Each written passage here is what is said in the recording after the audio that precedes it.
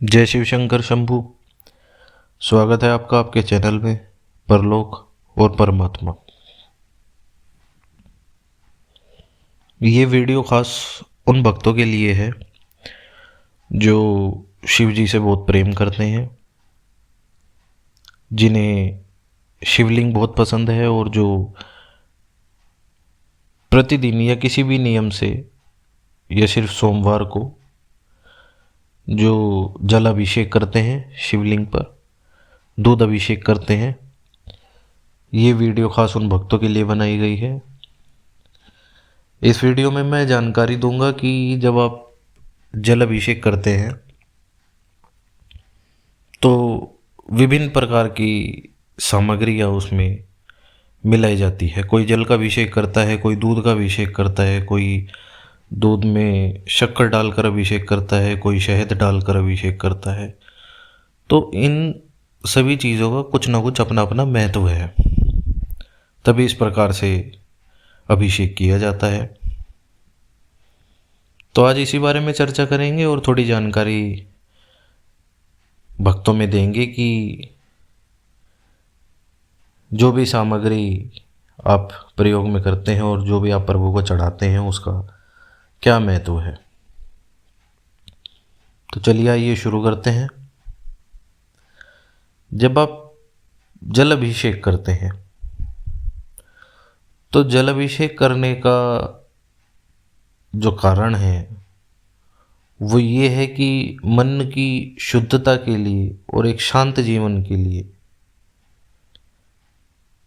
जब आप कामना करते हैं और प्रभु पर जल से अभिषेक करते हैं प्रभु का, तो इससे आपके जो पाप हैं वो धुलते हैं और शुद्ध विचार आपके मन में आते हैं। जब आप दूध से अभिषेक करते हैं तो आप आरोग्य को प्राप्त करते हैं। जो आयु है आपको वो प्राप्त होती है, एक अच्छी आयु और आरोग्य आपको प्राप्त होता है। जो आपका मानसिक तनाव है वो दूर होता है जब आप प्रभु का अभिषेक दूध से करते हैं। जब आप प्रभु को शहद चढ़ाते हैं, शहद का अभिषेक करते हैं, अक्सर लोग दूध के अंदर थोड़ा शहद भी मिला लेते हैं। जब जल चढ़ाते हैं, शिव जी पर दूध चढ़ाते हैं या दूध चढ़ाते हैं तो शहद थोड़ा डाल लेते हैं उसमें। तो शहद चढ़ाने का जो कारण है वो ये है कि ये मधुरता और प्रेम का प्रतीक है। तो जब आप शहद चढ़ाते हैं तो आपके जीवन में प्रेम और जो समृद्धि है बढ़ते हैं। जब आप शिव जी पर दही चढ़ाते हैं, जब दही से आप अभिषेक करते हैं तो ये मुख्यतः कारण इसका यही है कि घर में वंश वृद्धि के लिए या संपन्नता अगर आप चाहिए आपको, तो ये दही आप चढ़ा सकते हैं। इससे घर में वंश वृद्धि और संपन्नता प्राप्त होती है। जब आप घी चढ़ाते हैं शिवलिंग पर तो ये आपको बल प्रदान करता है, शारीरिक और आत्मिक जो ऊर्जा है आपकी वो भी बढ़ती है। तो शारीरिक और आत्मिक ऊर्जा बढ़ाने के लिए आपको घी चढ़ाना चाहिए शिवलिंग पर। जब आप गंगा जल से अभिषेक करते हैं तो ये सर्वोत्तम पवित्रता का प्रतीक है। इससे क्या होगा कि जो आपके कर्म क्लेश हैं, मतलब जो कर्मों से आए हुए दुख हैं, उनसे आपको राहत मिलेगी, उनसे आपको मुक्ति मिलेगी। अगर आप बेलपत्र चढ़ाते हैं, शिव जी को बेलपत्र बहुत पसंद है, सभी जानते हैं। तो जब आप शिव जी पर जल या दूध अभिषेक करते हैं या कुछ भी चढ़ाते हैं तो आप बेलपत्र भी शिव जी पर चढ़ाते हैं उनको प्रसन्न करने के लिए। अब बेलपत्र एक कारण तो यही है कि शिव जी को बहुत पसंद है। दूसरा है कि जब आप बेलपत्र चढ़ाते हैं तो आपके पाप नाश होते हैं इससे, और जितने भी दोष हैं वो भी ख़त्म होते हैं। और जो आपकी मनोकामनाएं हैं, कुछ मनोकामना अगर आपके मन में है, तो आप जब एक लंबे समय तक नियमित रूप से बेलपत्र चढ़ाते हैं तो आपकी मनोकामना भी पूरी हो जाती है। भस्म शिवलिंग पर चढ़ाई जाती है, भस्म आरती भी होती है।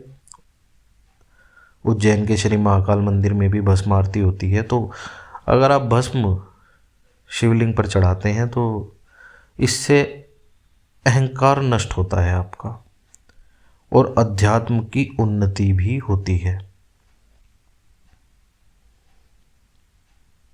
तो अगर आप चाहते हैं कि अहंकार कभी ना आए आपके अंदर और आध्यात्मिक ऊर्जा भी बढ़े, तो आप भस्म शिवलिंग पर चढ़ाएं।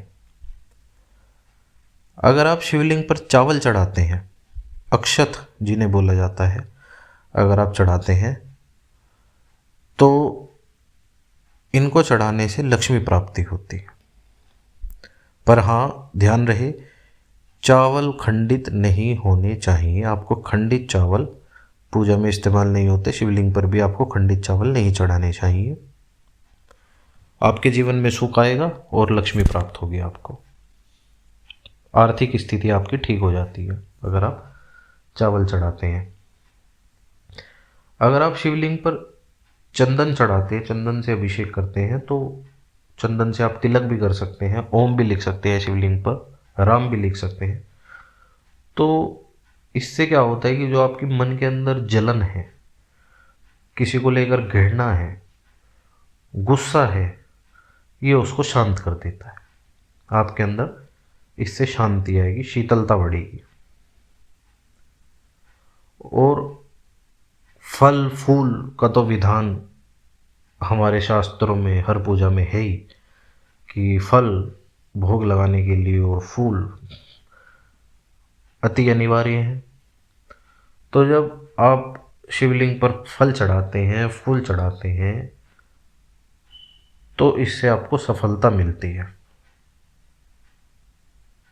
सुख बढ़ता है आपके जीवन में, प्रभु के प्रति जो भक्ति भाव है वो बढ़ता है। तो ये कुछ 10-11 सामग्री हैं एक एक करके जो मैंने आपको बताई है, जिनका अपना एक महत्व है अगर आप प्रभु पर अभिषेक करते हैं इनसे।